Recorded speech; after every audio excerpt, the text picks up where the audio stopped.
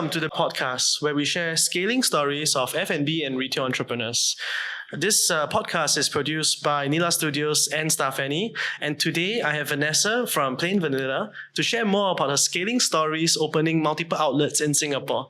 Vanessa, welcome to the show. Thank you. Happy to be here. Thanks for having me. Super. Vanessa, can you share a little bit more about your story and how did you get into food and beverage? So unfortunately, I fall into the category of one of those people that are very typical. So I was an ex-lawyer, did it for about 4 years.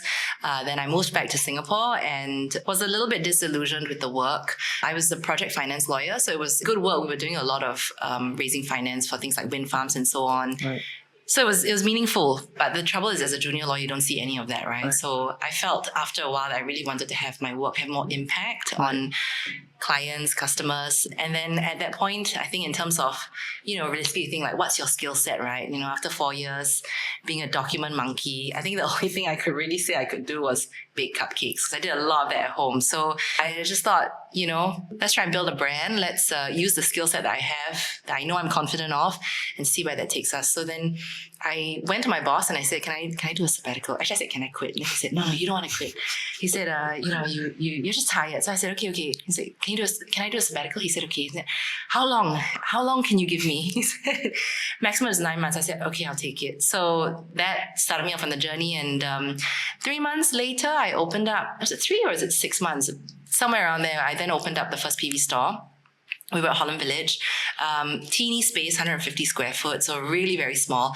I had no employees, and that was the plan. But also very strong resolve to not have to crawl back to my old boss and say, I need my job back. So yeah, thankfully it worked out well. I think within the first 3 months, we had some really good response, good queues lining up, and people seemed to like the product. So carried on, and 13 years later, here we are. So that's kind of, I guess, in short, the story. That's a super long sabbatical.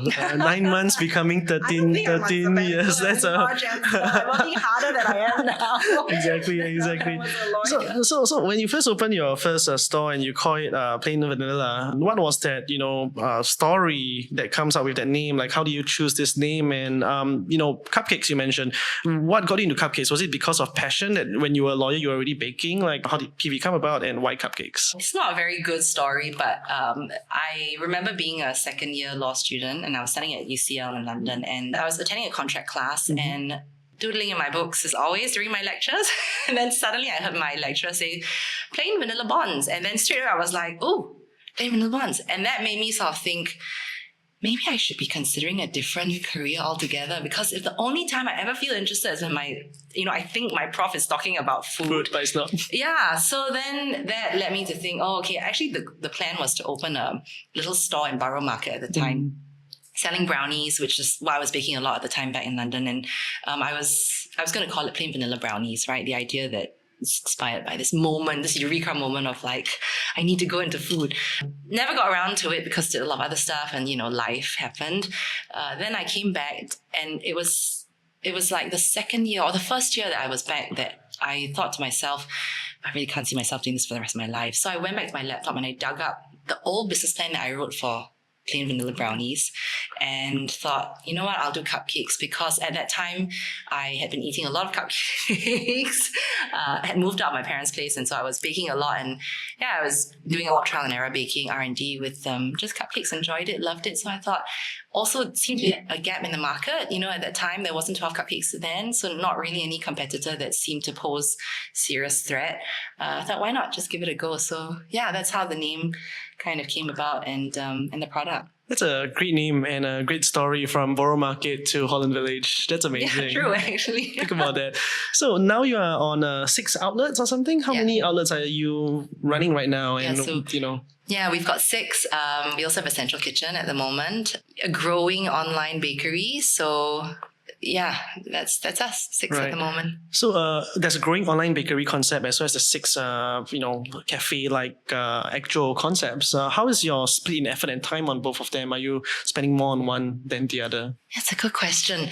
I think where we are today is that we have built a pretty good managerial team. So the 6 outlets are run by 6 really solid managers. They're fantastic. And so that's enabled me to spend, I guess, more time on the product. So actually a lot of time now is spent at the central kitchen. Central kitchen is pretty young. So we've only been around 3 years now. So a lot of setting up, a lot of systems, getting people adjusted, less so that, but really more systems, figuring out how to manage different levels of demand, orders, that kind of thing. So I would say in stores, a lot of the operations I don't really get too much involved in. I would think it more online because a lot more thought, strategy, a lot of looking at data, how can we change the product range? What do we think customers want? And that has evolved a lot even in the last 3 years since we set up the online bakery. So I would say, yeah, actually probably more time spent online looking at the data, working with the team, rejigging product range, a lot of seasonal campaigns that we do, which is a whole lot of work, translates to a lot of results. But at the moment, we're really trying to think of how to make things more efficient, how to reduce the work, make it more streamlined in terms of the campaigns, because that's just nonstop all the time. Right. That's awesome to hear because that means that you have managed to scale up and have a good managerial team to run operations and you going to the frontier of growth and building the brand further. So what's the vision for PV? Like what do you think you guys want to achieve in the next, 5-10 years? Yeah, happy to say that I have an answer. I think I fall into the category of founders that don't really think too much about exits. And I've been asked that question so many times over the last 13 years. I think last year was the time where I thought, I really need to figure out the answer to this question. So we are actually hoping to grow towards market saturation. So the next 5 years really is doubling the number of stores that we have. We think that market saturation is somewhere between 12 to 15 stores. So if we can get there in the next 5 years, we'd be quite happy. And then after that, look beyond our shores, I think really bigger markets where maybe coffee and cake have more of a cultural significance. I think here there are some local players like, your Kopitiam coffee that's a bit hard to challenge. And so hard to see snaking queues for coffees because of that, right? So really hoping that we can make greater impact if we move outside of Singapore. That's awesome to hear. So when we look at your cafes and your coffee and your cakes and your products, what is the main differentiator when someone has a PV product compared to another, bakery or cafe? Like what's that aha moment that you guys are trying to drive towards? We believe that our core differentiator is our brand, the brand experience, and the emotional connection that we build with our customers. It's very intangible, so a bit harder to sort of define, but it's the sense of it has to be PV when it's our cupcakes, when it's our birthday. It has to be PV when we are celebrating graduation. So I think for us, we really try to be present with our customers when it comes to moments that matter for them in their lives, whether it's they lost their job, they found a new job, they got married, they started going out with a new boyfriend, and we had a number of people that write to us and say, can I please take my engagement photos in your store because your brand is, yes, this is where we met and, all this sort of stuff. That's so sweet. It is. It's really nice. And yeah, I can think of a few brands locally that I feel have achieved that, and something that we continue to aspire towards. It's really not easy because it's not straightforward. It's not like building a logistics supply chain network that's extensive. That's a lot easier to sort of say, okay, I can tick off a list. For us, it's down to more intangible things like service, hospitality experience, relationship with customers, that sort of thing. That's awesome. So in terms of your journey in the last 13 years, I'm sure there's going to be successful stories and innovations and also challenges. Could you share one of the, moments that you did something well and innovated well? And can you share one experience that perhaps was a bit challenging, like things weren't as rosy as it seems? For us as a brand, we generally try to stay away from trends and fads. We're all about going back to basics and making even better, right? So at the end of the day, we want our customers to taste our product and feel nostalgia and feel a sense of familiarity. So I think in trends, innovation, not so much in terms of the product, but I would say that I'm really quite proud of our efforts in terms of our online e-commerce bakery, considering the fact that we really only started it at the month of COVID circuit breaker. So it was March 2020. The team built it in 5 days. Incredible. Really kudos to them. The amount of work and effort to get it up and running. And then I think ever since then, it's been an evolution, non-stop. So when we first set up the online bakery, it was really to help our customers have the same experience that they can get in store, but because of COVID, they can't, right? So then we want to be able to deliver that single brownie or that single cupcake to them.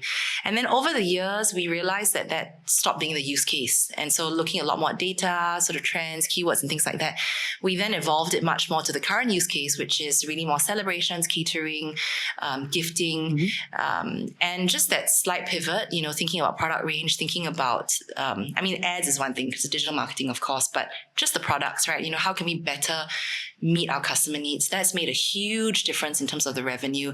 And last year alone, even Christmas was not great last year because a lot of people traveling. It was not as good as the year before, but overall in 2024, we saw double-digit growth. So that's fantastic. Really good. Yeah. So super proud of the team and all the efforts there. And it's really a team effort together. One deep dive over here to let people learn a bit more. So when you did COVID digitalization, I'm assuming you use a lot of third-party platforms like your Foodpanda and Grab and all, right? Yeah. And now you evolve into a lot more your brand, your e-commerce. Yeah. Does it mean that they go directly to you and you fulfill both the orders as well as the logistics? Can you share a little bit more on that strategy? In terms of what we call 3P internally, we don't find a lot of traction there. I think the 3P partners have been very engaged, wanting to help us grow. But generally, I find that the type of product that we are, it's not like pizza.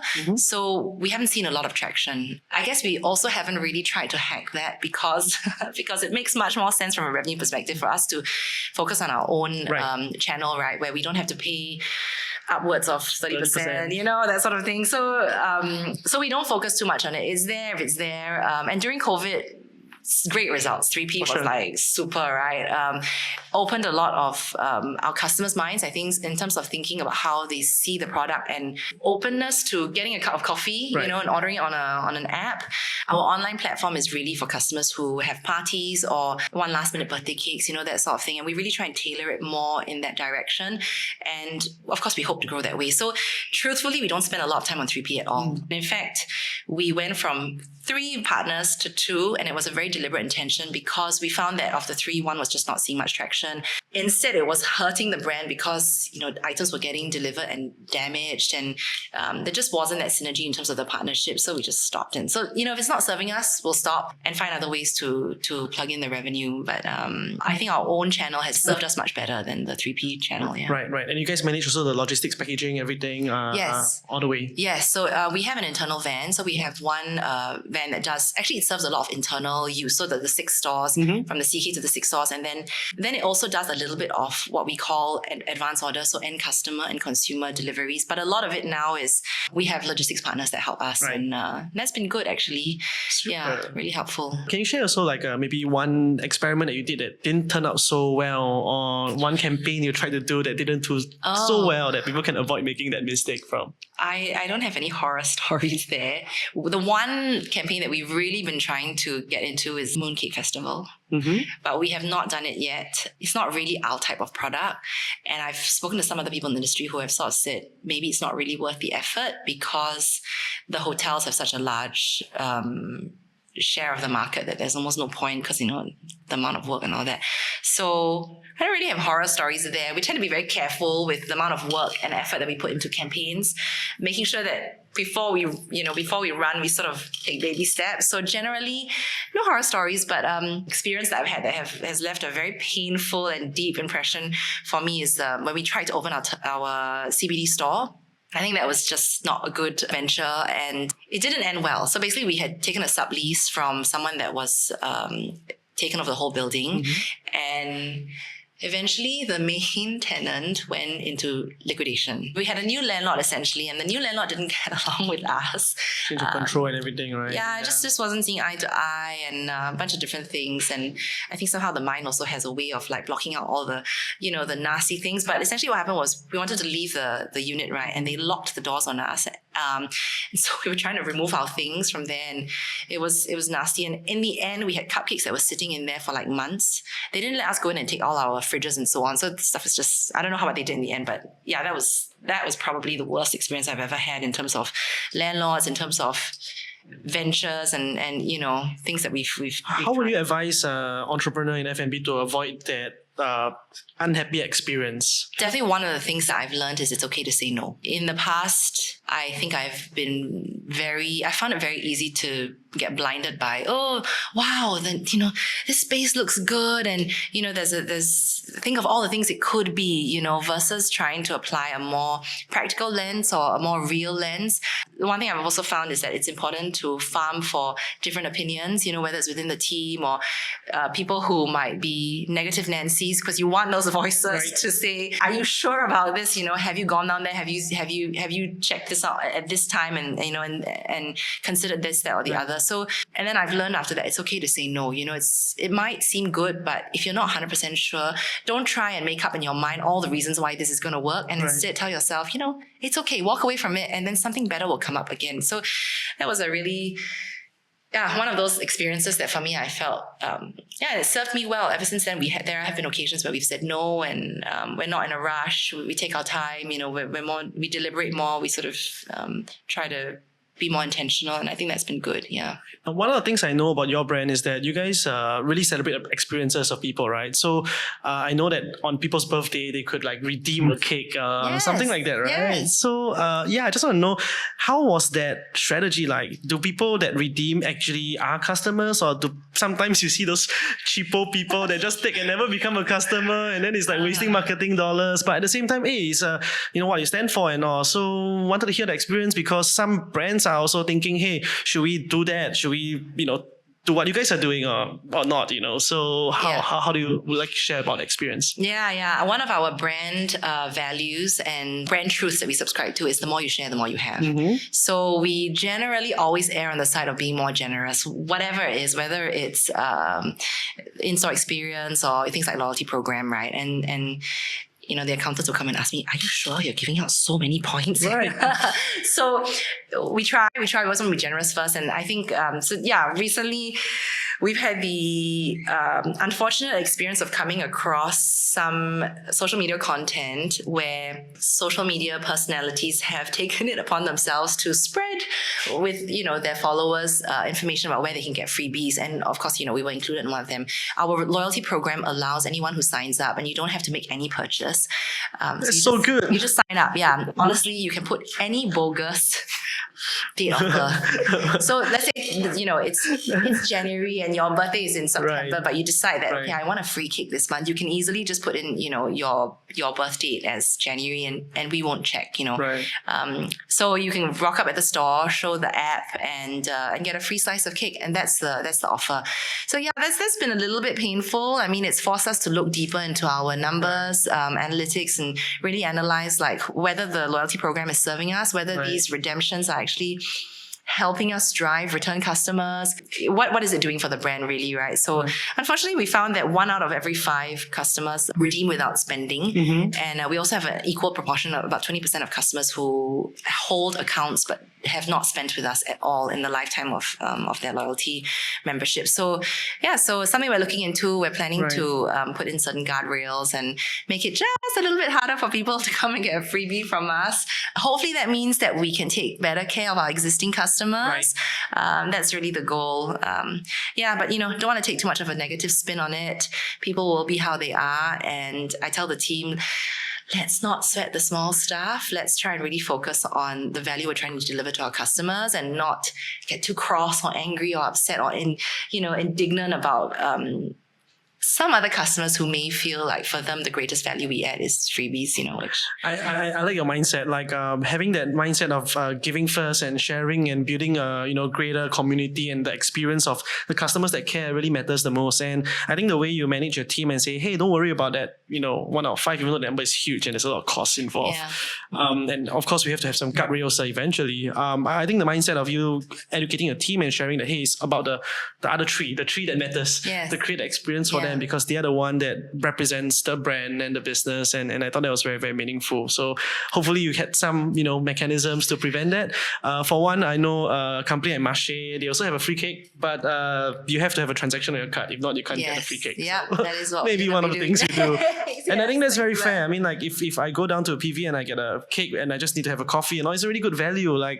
people shouldn't be complaining about. It's good. Thank you for the kind gesture and celebrating birthdays. It's amazing. Definitely. And it's been so good for me because the people that have come to me and said, Vanessa, have you seen this? It's my store managers, you know. And so I love the fact that they feel so much of a sense of ownership and, protecting the brand and saying like, we can't let this, happen to us kind of thing. So that's been really nice to see. Yeah. So moving on to the next section of our talk show, which is talking about operating a business in a bit detail. So having 6 outlets now, 13 years in experience, are you guys a metrical business? Do you guys have a lot of KPIs in terms of management meetings and stuff like that? What are some metrics that you track? I would say that we want to be more of a metrical business, but not as much as we hope to be. But overall, in terms of managing the business, there have been for a few years now a couple of ratios that we look at. And so a lot of the management is more sort of kind of more P&L based. We look at the overall P&L and then get a sense of whether things are looking good or not and whether we need to tweak anything. I think the downside of that has meant that we're not as responsive as we could be. Let's say if there are numbers that are getting skewed that maybe don't look as good as we want them to look. But the upside of it, I suppose, is that the team can focus more on other things, right? In terms of delivering service and so on. Do you guys give your managers, let's say, overall profitability goals after revenue minus net costs, COGS, labor? No? No, we don't even do that. So I think it's something that sales target at least? Yeah, sales target. So we do have that. It's tricky, right? Because we don't want the managers to think too singularly about the revenue number. So it's useful in getting the team together, breaking down to daily targets and saying, okay, we're this close, let's push a little bit harder, that sort of thing. But you also don't want them to be so focused on the sales target that they forget that it's also a lot about the customer experience, So when we have bad days, right, where the revenue is not great, I tell the team, okay, let's give out the free stuff, the stuff we're going to throw at the end of the day. Just give it out to customers, use it as an opportunity to build a relationship or let them try something new that they haven't tried before, believing that they will come back and that you will leverage on that investment later on, further down the road. Sometimes it's hard because if we focus too much on the revenue number and we sort of get upset about it, or we tell the team, oh, you're not performing XYZ because you're not hitting these numbers, then they become so focused on just, I have to hit the number, that they're losing sight of the bigger picture. And so that's what we don't want the managers to do. So we take a very collaborative view, even for myself, it's not for the managers to achieve. If you don't achieve it, then you haven't done your job. That's not really the view. It's the sort of, well, what else do we think we could be doing at your store? Whether it's the experiential things in terms of driving a return or whether it's more kind of initiatives that could expand the product category. The managers are great. They're always giving me ideas. We just don't want them to be so focused that, they end up evolving the customer experience, and I always say, we are not a boat key restaurant, okay? Don't stand outside and lay long the menu, okay? That's not our brand. You just worry that they end up doing that kind of because they're so desperate for the revenue, So it's really like framing it in the right way for them. So sales targets, yes. Profitability, less so. But we do look at two big categories, which is really COGS, that's significant for us, really, really a big thing that we try to focus on. And then also, of course, manpower. So in terms of COGS, we try to go somewhere within the range of 25 to 30. An ideal number would be 23. That'd be perfect. Yeah. It's not the ideal world sometimes. No, it's hard to achieve, but we are pushing. We're pushing very hard towards that. And I think also analyzing what things need to change. So for example, last year we took on a new app that's intended to track better our spend. It's called Zmart. I don't know whether... Very good product, yeah. We love Zmart. It's been great for us. Easy to onboard, easy to pull data, numbers and so on. So that's been great. And they also sync with Xero, which is our accounting software. Perfect. So that's been fantastic. We need to crunch the numbers a little bit more, I think, to really see where we are maybe leaking a couple of percentage points, but that's for this year maybe. So that's COGS. And then I think manpower is the other big thing. Right. So for us, because our stores is pretty predictable, right? So in terms of the number of transactions in a month, it's quite consistent month to month. And in terms of foot traffic pattern, if you look at our average sales per hour, pretty consistent. So we have a very clear and established pattern of footfall. It's usually busy in the mornings, and then it spikes, at a certain point for lunch, and then it comes down. And then depending on whether it's a weekday or weekend, that will determine what time it sort of starts to slow. So all those things have allowed us to establish a shift pattern where I'm now able to say to the managers, okay, this is the cap on the number of hours that you should deploy on a weekday. This is the maximum number of hours you should deploy on a weekend. This is your weekly cap, and do what you want with it, right? This is the recommended pattern. My advice is don't stray because it's worked. Tried and tested, we know it works.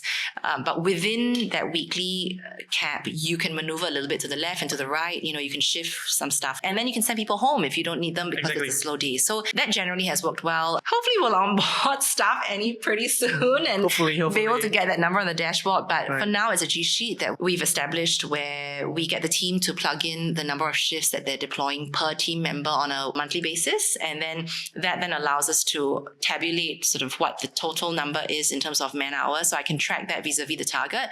And then based on the fixed cost, because they're full-timers versus the kind of variable cost, depending on whether they're part-time or full-time, we then have a number that we work towards at the end of the month. So then I get the month-end number, I then compare that with the theoretical number that's from the staffing, and then we see what the variance is. And if there is any variance, then the managers are asked to explain it, or, is it because people are on leave, or, what's the reason? So generally it's pretty well controlled. I'll be honest and say that actually the thing that really rocks the boat in terms of manpower is our HQ costs. Right. HQ and CK, those are the things that we really struggle with. I don't know, do you have that? I mean, in trying to build an enterprise or a team or a brand, you need kind of the engine at the back to keep it going. And of course, the people on the floor, the team on the floor is super important. But at the same time, you want minds at the back to be thinking about strategy, about numbers, looking at data, and all that stuff is expensive fixed costs, to hire. what they call HQ costs. Yeah, exactly. Yeah. So we have to think hard about how to be strategic. I mean, I've had F&B friends who have said to me, you got too many people in your brand team, too many people in your marketing team, you just get one person, just send EDMs out, and I just don't think that the content that we push out. Each to his own. Yeah, exactly. Depends, so it's interesting, to hear these views and then to be sort of taking it in and thinking, would that work for us, and if it doesn't, then, because I'm sure, that person's P&L probably looks easier to manage from a HQ cost. So something for us to mull on and see whether we can improve things there. Yeah. Some commentaries, I think that you mentioned that you're not very metrical. Actually, you guys are very metrical. It's just that maybe you don't enforce it to the managers to be a burden on, or on their shoulders on a day-to-day basis. But actually, implementing cost control through ZMAT and linking to Xero, as well as the spreadsheet you have, looking at cost and man hours, albeit manual still, it's really, really intense. Of course, with Staff Any, things will be a lot more automated in terms of labor cost ratios, in terms of sales and labor hours, numbers to the hour, right? But what you are doing is actually best practice already. At least you have that recommendation based on your footfall, based on the demand drivers, what the supply drivers should be, and giving that recommendation managers and giving them some allowance to play with, because you can't divide a person into half, right? And there's still some give and take. Nobody's going to do a 2-hour shift, minimally 4 to 6. So I think you are exercising a lot of benevolence, as well as some kind of flexibility in terms of managing these metrics. But at the same time, you have them at the back of the envelope. That's really, really good. Maybe on the commentary on the HQ costs, right? One thing that maybe I've talked to a lot of entrepreneurs, but one thing I'll share is that while you may have a lot more in branding spend and all, you are building a different business from other people. You are doing a lot more online orders. You are building experiences. You are trying to make people feel differently in the outlets as compared to someone at Grab and Go, maybe a fried item, right? That is not exactly what they're trying to create an experience. So I think the curation for brand assets, branding guides, music, experiential as a whole, marketing, words, content, copy, everything falls into place. So each to its own, and again, every business is slightly different. So, innovate on that. Yes. It's good to know. Thanks for Last part on the cost optimization and KPIs. People always talk about rental being the biggest killer, whether it makes it or fails a outlet that you operate. Do you guys actually also subscribe to that? Like when you choose a location, how do you pick a PV outlet, and how important is a premium that you pay for a good location with good footfall versus maybe less premium location, but footfall is kind of okay and the rent is a little bit okay. How do you think about rent ratio? So there's a very clear percentage that we don't exceed. For us, it's 15%. We don't go beyond that. If we can bring it down lower, we would do our best to do that. And that has served us quite well in terms of our model. I've heard different things from other people in terms of, that it can go up to 20%. So I really think it depends on the business model, your numbers. It has also meant that we have lost out. It's very difficult for us to go into malls malls. Right. I also feel that it doesn't really serve the brand very well, the mall setup. And for us, we're really much more about neighborhoods, about finding communities that we can, put down roots with. And our goal is really to be the local neighborhood cafe of choice, and so hopefully how we know we are succeeding is if we're in your neighborhood, that we know you're choosing to come to us, versus the other options, and then we know we've done our job well. So that has meant that we have more options, in terms of not needing to exceed that 15% or things like 20, 30K, insane. I was offered recently in one of the Central Orchard malls, like ground floor unit, really good visibility, but almost $100,000. And I was just like, no way, Jose. There's no way we would want to work with that, Right. Even if you tell me that the footfall is that much, I just think that's just not our model, so we wouldn't go there. So. Kudos to that. I think that as entrepreneurs, we need to know what our ideal customer profiles are and what the brand stands for, and making those choices may seem difficult. Oh, that's a great footfall, great AAA kind of like place, but it's not what you are building towards, then don't kill yourself on making a bad decision. Sometimes it looks great, right? It looks like it's working for others, and you feel like, I missed out on that, but maybe you luck out instead of miss out. Yeah, you never know, dodge right? A bullet, right? Yeah, dodge a bullet, exactly. Yeah. Just now we talk about KPIs and you actually talk about digitalization. So scaling businesses in brick and mortar, usually we talk about any digitalization trends and things that you've seen. Are there one or two things that you have seen in your last few years that you think are exciting in innovation and digitalization for your kind of business? Well, not so much a trend, but I definitely think for us the next step is to look at the central kitchen and where we can automate more there. Digitalizing, I'm not sure whether that's something that we can do there, but if there's a way that we could leverage on that to improve efficiencies and so on, that would be super exciting for us at this stage. Operationally on the floor, it's something that we've always been doing. I think all along, the less paper we can use, the better. One of the first things we did was to go cash free, and this was pre-COVID, and a lot of time people, at that time a lot of people were not doing it, and we had huge backlash from our customers who were very upset that we were not taking their cash and so on, but it served us very well. And so I think that's really, we're thinking, how can we streamline, optimize for efficiencies, and improve accuracy, collection of data, and all those sorts of things. So last year we onboarded No app, and that was great for us as an operational tool. So we were able to move off G Sheets for our tracking of maintenance issues, operational in-store issues that we need to track, and so that was really fantastic. And just like channeling all that through requests for procurement and so on. So fantastic there. And then this year, what we're planning to do is we actually want to try and launch in our stores a slightly different format. So we tried it has worked for us. We're wondering whether or not there's another format that will work better. And we found an app actually that is based in the UK. Okay. It's more of a checklist type format where throughout the day, every day there's a checklist, and it's made up of some core kind of tasks that, opening checklist, closing checklist, and that sort of stuff is happens every day. But the great functionality here is that it can also be built on a day-to-day basis. So let's say, for example, we are launching a new menu on the 1st of March, for example, and I already know now, we can easily activate and include in that store's checklist for the day. Just slip it down there. Yes, exactly. New Schedule campaign, it in. right? Yeah, and then you can have a checklist to say, do you have the menu in store? Has your team been briefed? And then the store just basically needs to go through that and make sure. So in that sense, nothing gets overlooked, nothing gets forgotten, and just able to plan ahead, put things in, make sure that nothing's, falling under the radar. So really excited about that. We haven't launched it yet.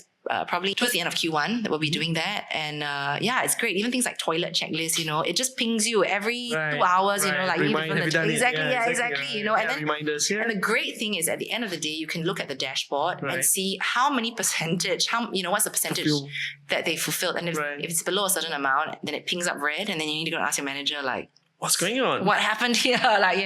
So we love that kind of dashboard, anything that gives us data to work with that can help us see how the stores are doing or how the team is doing through a number, that's really helpful. So phenomenal. Looking forward to that this year. Super. Actually, for plain vanilla, you guys are actually not that vanilla. Actually, you guys are using a lot of good tools that most other businesses are not actually fully implemented. So good on that. Moving on to F&B as industry, there's lots of problems that you will overcome in your 13 years. If you had a magic wand, what would be something that you hope someone would solve for you? I think the hardest thing is the culture piece. Culture piece. Building people, building culture? Yeah, I mean, I think chasing growth is strategy. All that is, I think, much easier than the culture piece. Right. Getting the team together towards a way of behaving, getting the team together towards a way of thinking, aligned towards a certain goal, because everyone has different motivations, right? Everyone works for different reasons, so I think that part is really the hardest.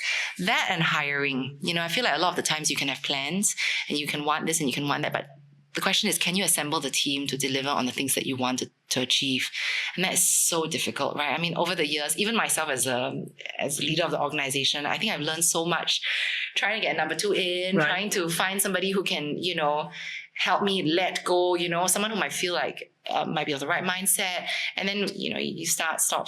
You put someone in, you learn what it's like to work with someone like that and what you learn about things about yourself also. And so I think the people piece is really the most challenging, the most difficult. And I don't know what sort of magic wand you need to solve that problem. But if you could just ping me a team that reads my mind, is, aligned with me in terms of the way forward, doesn't always need persuading, doesn't always need kind of, explaining, that would be phenomenal. I think, right talent, fill the gaps, you know what I mean? All these things, and my weaknesses, and be able to patch in the things that I don't do well. And better still, they know what my weaknesses are, because they can come in and just fill in those gaps.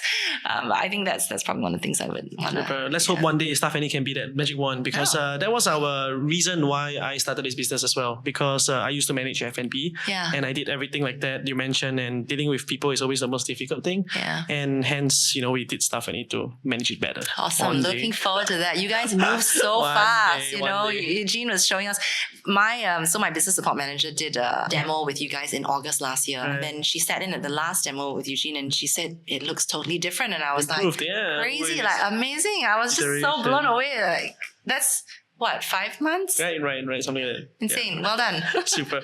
So talking about moving quickly, actually we're moving to the last part of the show, which is on the rapid fire questions. I say a quick question and you answer as short as you can. Try my best. Try your best. All right, let's start the first question. Who is someone in the industry you respect and learn a lot from? I mean, there's lots of people that I respect, look up to, not necessarily from the F&B. Could be anybody then that shaped your operations, shaped your mindset in doing business, taught you something, right? Yeah.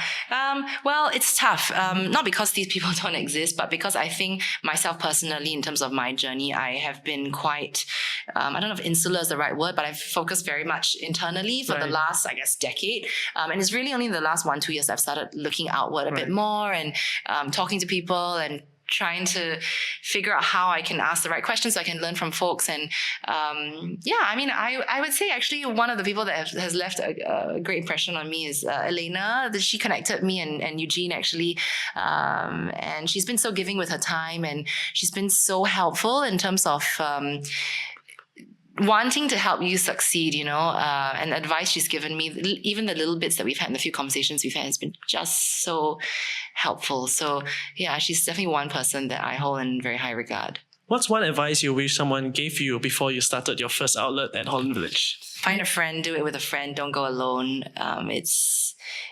We found a way. I found a way somehow in the last couple of years, but I have to say that it certainly hasn't been, I don't want to use the word lonely because it's so cliched, but I can imagine that the journey would have been a lot more enjoyable if there was someone alongside. Sometimes someone alongside may be someone you bicker and fight and cause even more problems. Last guest talk about co-founder issues as well. So you never know. Well, that's true, but also I think that person may have saved me from a lot of mistakes that I've made over the years, So, now in hindsight, I think probably not when I'm bickering with that person, but now in hindsight, I'm like, it's good to have somebody disagree with you, right? And it can be very valuable. Right. If your kids would like to join you in your journey building PV, what would you tell them?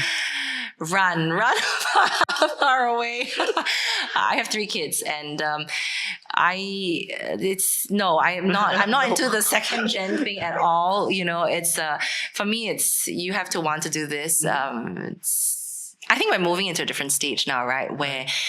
Where hopefully in the next 5 years, my hours will improve. It's going to not become the kind of like 7 days a week sort of thing, which it is to some extent now.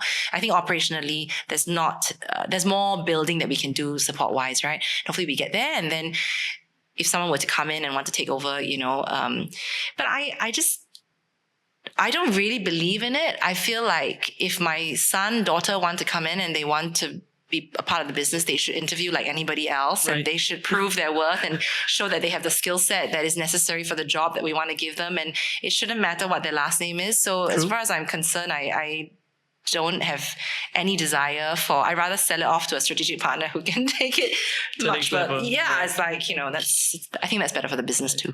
If you got an old friend that visited you from the UK and grab a bite at PV, what would you order for this old friend and hang out over coffee? Well, if it's savory, I would definitely go for the chicken pesto pasta. That recipe actually came from my husband and was one of our late night type go-tos. And ever since then, it's been a real customer fan favorite. Lots of people who have come into asking for it and remember it. And I love the fact that it's a piece of my husband in the business, because that was his recipe. If it's sweet, I think it would be the milk chocolate chip cupcake for me, because when I first started out, I never ate lunch, and often it would just be, that would be my sustenance, a milk chocolate chip cupcake. So very nostalgic. Right. How should people that want to follow your journey, follow your brand or your experiences? So we are on Instagram at plainvanillasg. You can look us up online, www.plainvanilla.com.sg. Super. Yeah. And last question, if you have a listener that would like to have a mentorship coffee in one of your outlets, learn more, are you willing to give one coffee session away from our listeners? Yeah, of course, would love to. I always, I always wonder if anything I share is valuable. Very valuable, paid for. But I guess one never knows the true worth of what they already know until they start to share it, right? Exactly. So always happy to share, and always happy to share. Super. So final question for the entire podcast. What's one final thing you'd like to share with our listeners to take away from today's sharing? Well, I guess for me, it won't be a one-liner, but I think in all the years that I've worked so incredibly hard, the most important thing as a founder or an owner is if you care for yourself, you will be able to give more. I know it's a hard lesson. I had an employee who left, and in his exit interview, he said, "You can't give from a cup that's half full." And it left such a deep impression on me, because so rare, right, when you're a founder, that people give you feedback openly and honestly. And he obviously didn't feel comfortable telling me that to my face, but he could see something about the way I was working and how I was maybe not giving enough time and care for myself. And I've started doing that in the last 2 years, and I feel like I'm happier for it. I make better decisions, more positive, able to lead better. So yeah, I would say that that's one of the biggest lessons to me that I've had in the last 10 years. That's super, super. I wish someone told me that as well. And hopefully by taking care of myself more and having the right state of mind, and I'll be in like what we call peak performance, right? And able to execute better, lead the people better, bring the business to better results. And thank you for the sharing, Vanessa. It's been amazing. Yeah. And so much from you. Thank you for having me. It was lovely. Thank you. Cool. All right. All good.